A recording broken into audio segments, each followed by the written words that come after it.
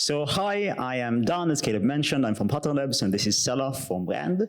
This is going to be a talk about why securing frontier AI matters, and also kind of an introduction to strategic work that should be done in the field.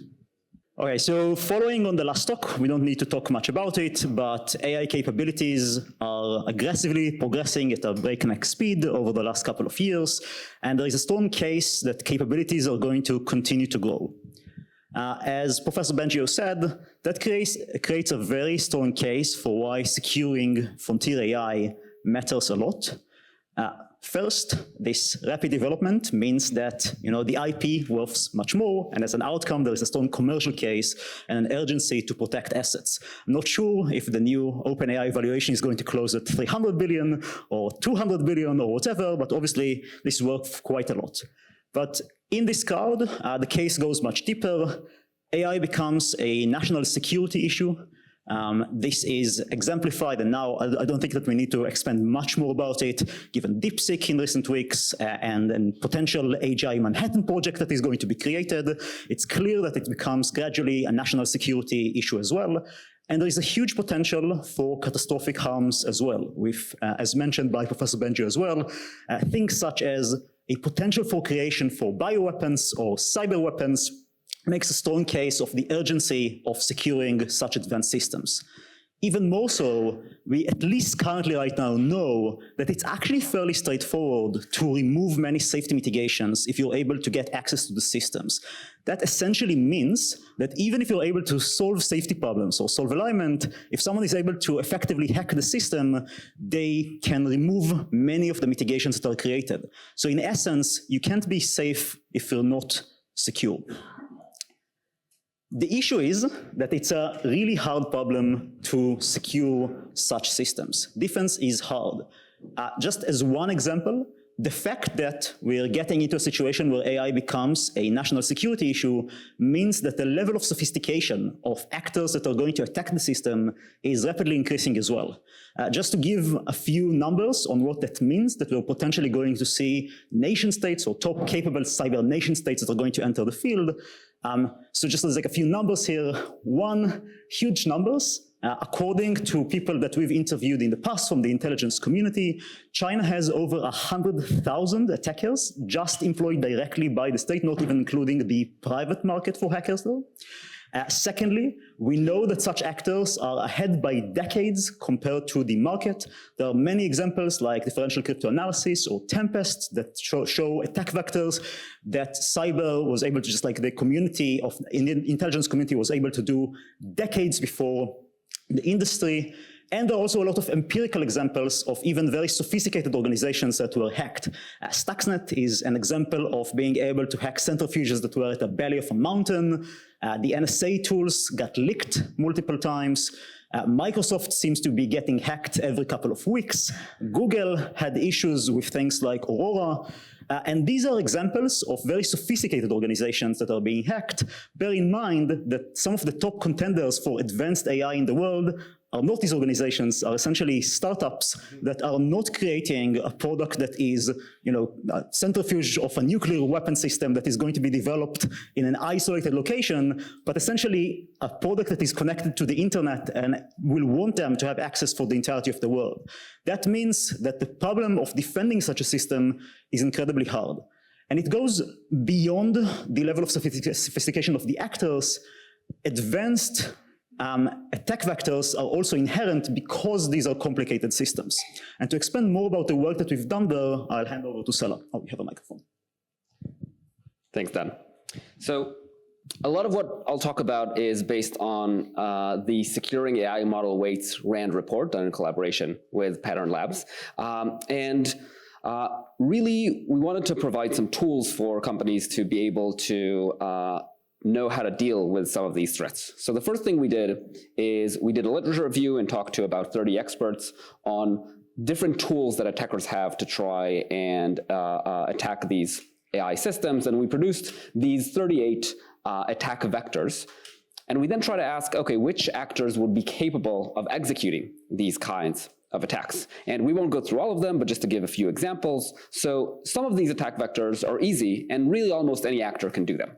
For example, one thing that hackers like to do is they go to the parking lot of the organization they want to attack, and then they leave a bunch of USB sticks in the parking lot, and inevitably someone will find one of those USB sticks and say, oh no, who dropped this? Let me plug it into my computer to find out. That is a very kind thing to do, but also a very stupid thing to do, because of course then you allow malicious actors to have access to your system. Now I assume many people here would not find a random USB stick in the parking lot and plug it into their computer, but unfortunately attackers are also evolving pretty rapidly. So right now you can buy online for $180 a USB cable, note not a USB stick, a USB cable, that if you plug it into your computer, it'll take over the computer. It also has wireless communication capabilities so that even if your system is air-gapped, it can still be controlled remotely. And I assume not many people think twice before plugging, where did this USB cable come from before they plug it in.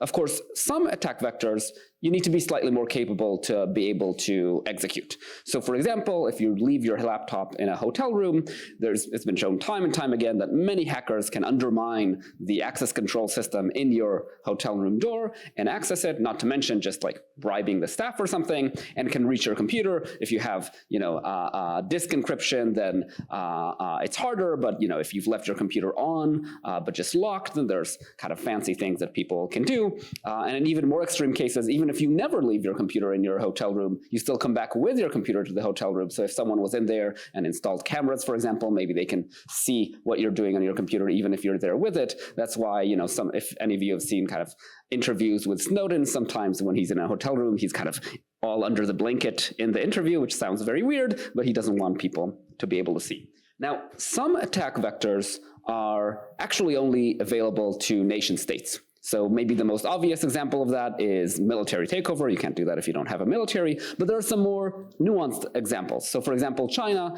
has a law that requires anyone with a footprint in China to report any 0 days that they found, 0 days being vulnerabilities that are not yet known and therefore very hard to defend against. They must report them to the Chinese government quickly.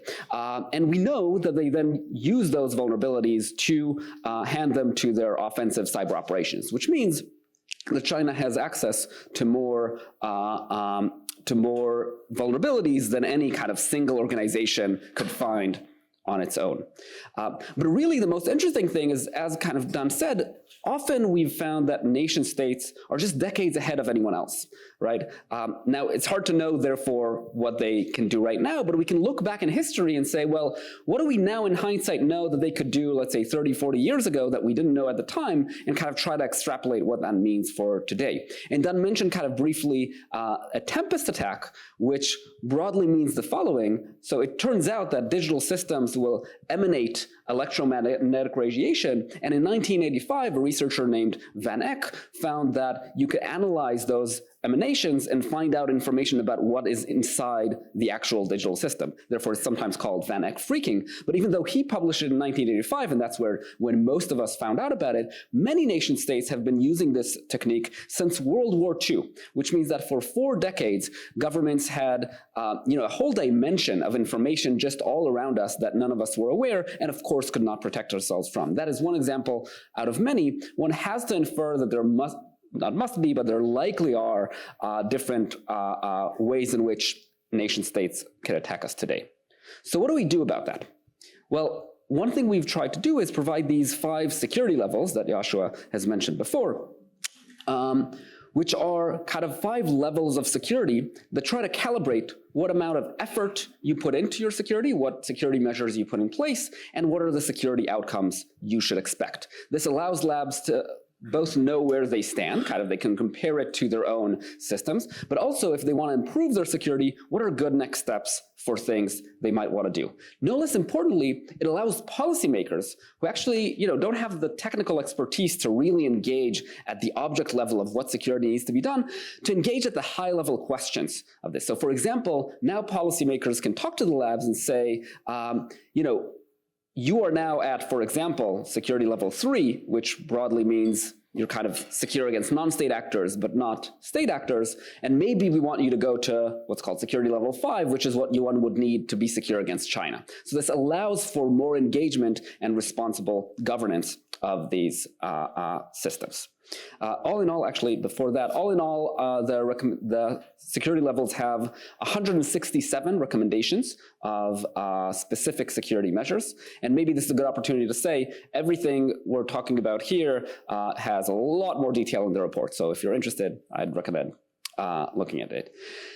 Sadly, though, in the years since this report came out, a lot of the things that we have warned about have not been sufficiently addressed, and the same vulnerabilities have been identified now in production systems. So for example, one of the things that we warned about is distillation attacks, which is a way to use the public API of a company to create a copycat model that achieves the same capabilities. And just last week, OpenAI claimed that DeepSeek has used a distillation attack to be able to create its now very, very famous model. Also last week, or the week before that, we heard from, actually before what we said a year ago was that machine learning infrastructure right now has very low security standards, even worse than regular software, which to be honest is not great to begin with. Just a week or two ago, Meta announced that their Llama stack has indeed a critical vulnerability that allows people to run malicious code on the server where the weights are stored. And the list goes on and on and on and on. There's still a lot more to do. But of course, there's a lot more to do, not only in securing AI systems, which is what we've talked about so far, but AI security actually goes a lot broader than just that. And with that, done. Yeah, so we need you to join the effort. So AI security is a very nascent field, and there are many ways to exemplify that, but I think the easiest one is there is no Wikipedia value around AI security. If you look for AI security in Wikipedia, you're going to get an autocomplete to airport security. So for the purpose of the community and this talk and the discussion, we think that it's valuable to think about AI security as the intersection between AI and security to create a broad tent of efforts. That would roughly include 4 main tenets. We don't have much time to go over them, but I'll give them just like in a glimpse. It's security for AI. That includes stuff like securing the weights or other critical components or InfoSec for containment more generally. It's AI for security. It's very important to remember that this is actually the cool and hard thing about it. It's a bi-directional field. AI is something that needs to be defended, but it is also potentially either part of the solution or the problem. AI can be used for offense and for defense as well. Foundational work is also something that is another core tenet of what we call and should be a part of AI security, and where we should concentrate some of our efforts. That includes strategy for field building, things like legibility and advocacy in the field, as well as general field building efforts, funding, and getting more talent in. There are many, many, many different efforts that should happen in the next few years. We've both jump-started a few projects as a follow-up to the report that Sella just mentioned in the previous few slides. But we actually think that there is a place to create a strategy for the field. There is a project that is called North Star that we're working on together with the aim of identifying the top priority projects that should be mapped for the next 5 years in order for us to successfully be able to defend AI or utilize AI as part of the defense. We actually ran a workshop in a previous AI security forum, and we've collected many ideas from you guys, but we're also doing many, many interviews with experts, people from the intelligence community, higher up execs at the labs themselves. And just to give you a sense of a few recommendations, we won't have time to properly go over this slide, but you can take a picture if you want, and just like a few things that came out repeatedly as high priority issues that we should do in AI security. So for example, things such as costing AI measures. Many labs are concerned by how much this is going to cost. What's going to be the effort of getting to SL3 or SL4 or SL5? We've done some preliminary analysis, but there needs to be robust work for us to understand how trade-offs with productivity goes. Another key example is being able to set red lines for offensive cyber capabilities. Workaround evaluations, currently a lot is being done, but not enough. There is still a huge debate about what the red lines should be and how the field should move on forward to understand of when we should actually go and activate some of the mitigations, which is what red lines are attempting to do. This is just a glimpse. Our goal is to actually release the result of showing this taste of specific projects, but many, many, many more over the next few months. And hopefully by the next AI security forum, we'll be able to just like also show you something which is a much more complete work there. We also, you can help. There is a QR code here. If you want to help and give us feedback on high priority on high priority project, suggest more high priority projects or just be notified when this follow-up research is going to be released, you're more than welcome to scan the QR and stay in touch with us. I think we're out of time. We have much more to say, but unfortunately we'll need to wrap up. So thank you everyone, and thank you for the organizers for this event.